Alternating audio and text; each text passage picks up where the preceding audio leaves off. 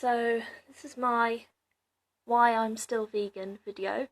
This is a response to many different types of videos we've been getting on YouTube. People like Tim Shieff, Kal-El, to name a few people who've had masses and masses of followers, young people like myself who are hugely impressionable, but who've recently decided to not be vegan anymore. They've decided based on reasons such as having slightly poor health, which can be rectified on a vegan diet, or because of sort of really, I think, inflated egos, to be honest. They've decided to move away from veganism. So people like myself and other activists have been making these videos to really counteract that, and give our reasons why we are still vegan and why we will always be vegan. So, I don't have to excuse me, I'm reading from notes. So, why I'm personally vegan?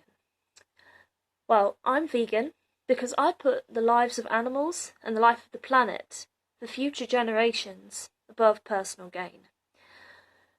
Now, as an activist, I get many people saying to me, I love animals. I don't doubt these people. I don't doubt these people at all. Many of these people have pets themselves. Many of these people talk about how they show that they love animals. But can we really say that we love animals whilst chewing on a steak, which is a piece of cow flesh, and knowing in our heart of hearts that that came from an animal who had to die? So I also want to tell a little bit of a personal story to relate to why I've continued to be vegan, and as I said, why I will still be vegan for the rest of my life. So when I first tried veganism over 2 years ago, I tried it for Veganuary 2017.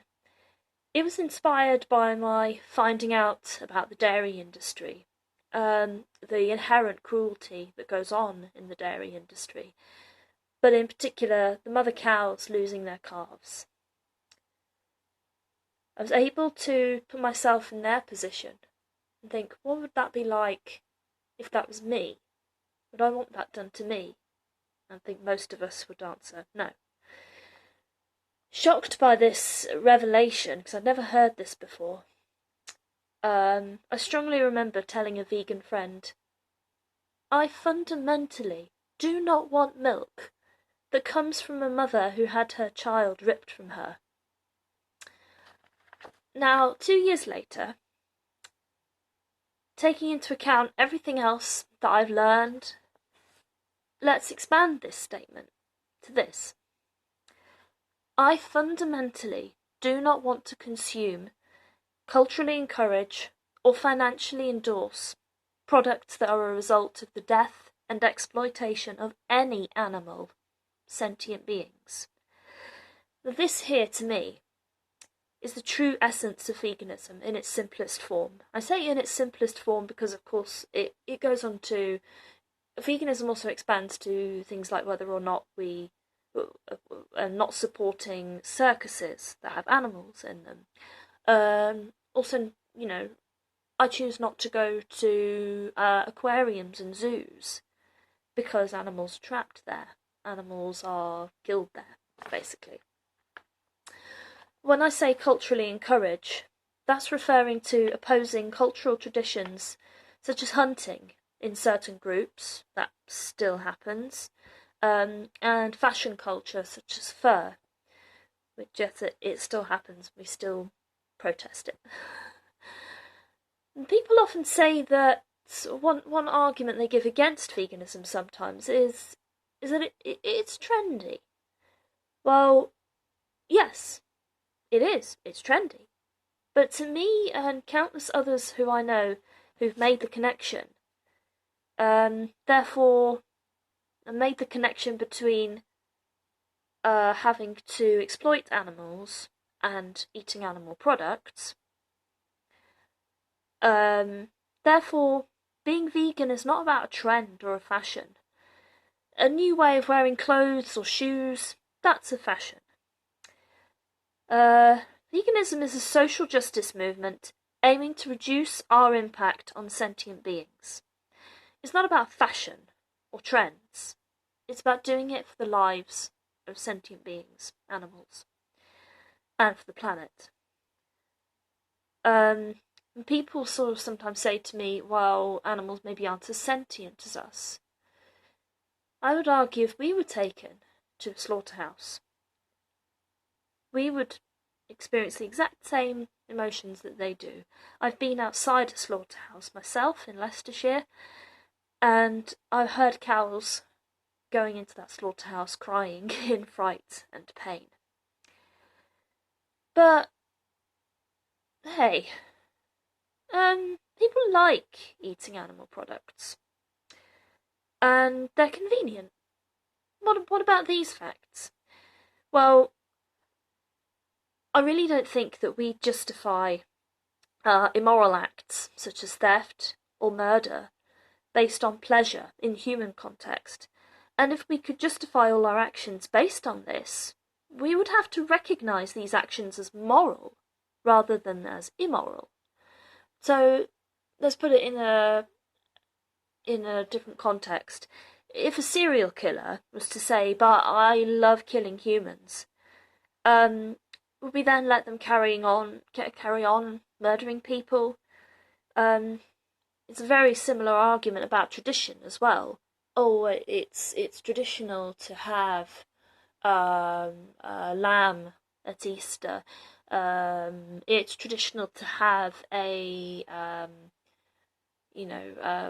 lamb shank bone at Passover. Do traditions justify this kind of what we've already discussed as being immoral acts to sentient beings? I would argue that they do not. As far as convenience is concerned, nowadays it's easier now than it's ever been to get cheap, healthy, convenient vegan food.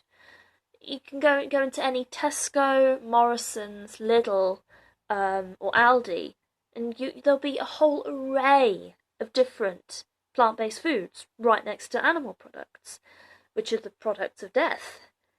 And these are just as nutritious, if not more nutritious. These aren't the foods I'm about to mention aren't foods to eat so often, but high street brands like Greggs, they're doing their famous vegan sausage rolls now, showing that, and there are people who are coming out with vegan burgers, things like that, and showing that companies as well are waking up and responding to the demand. And there's no excuse to say anymore, oh, well, I miss the meat in this. You can literally, walk 5 paces down the aisle in the supermarket and you find the same or similar products. There are local vegan shops, cafes and restaurants that serve delicious vegan food now, chains as well as independent ones.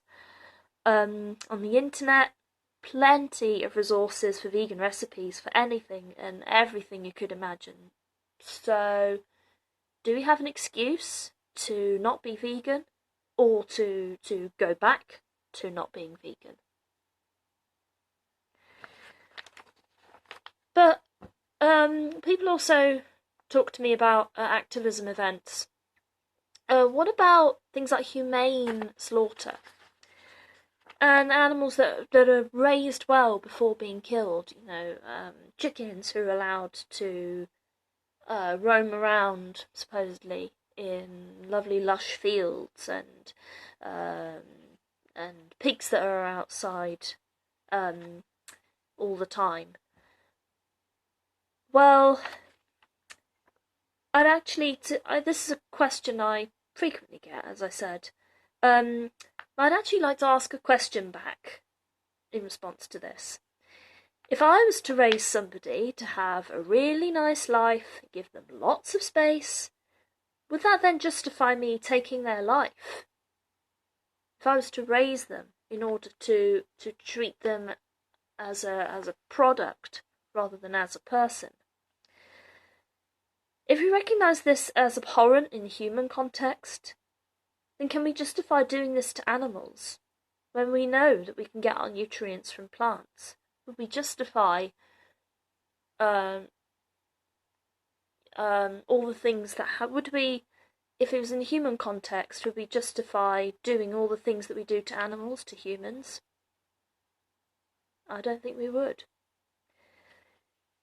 And much as we'd like to believe that these industries are humane, we simply can't have animal products without mostly very poor standard practices taking their lives, and without mass exploitation, because this wouldn't be financially possible.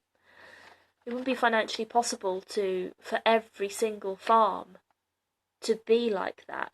And even on free range and organic farms, they still take their lives at the end.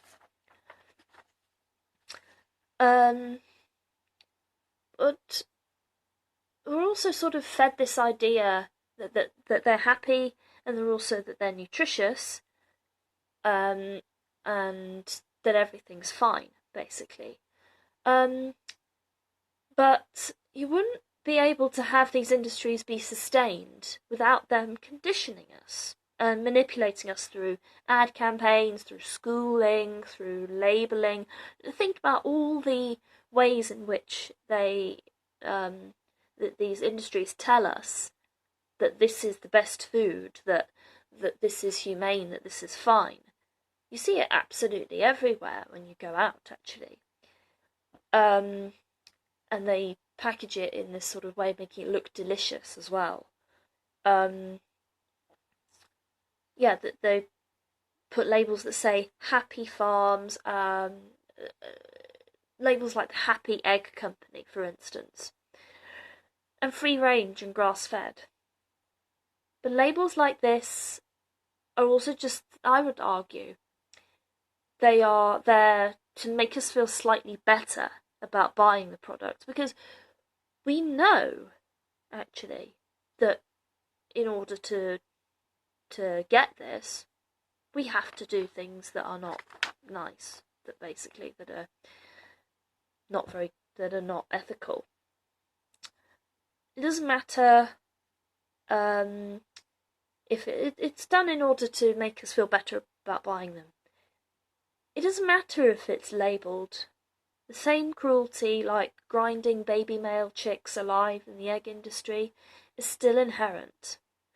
But plant foods reduce this type of suffering immensely, as plants don't feel pain. Think about it. When did you last see a bag of potatoes or carrots, for instance, that had a label on them that said free range? And would you feel the need to consider this when buying those products, when buying plants? If we feel the need to consider how the chickens were raised, or how the cows were raised, or how the pigs were raised, and don't really think about this with plants, it does reveal to us that plants don't have feelings, and therefore we should probably eat things that don't have feelings.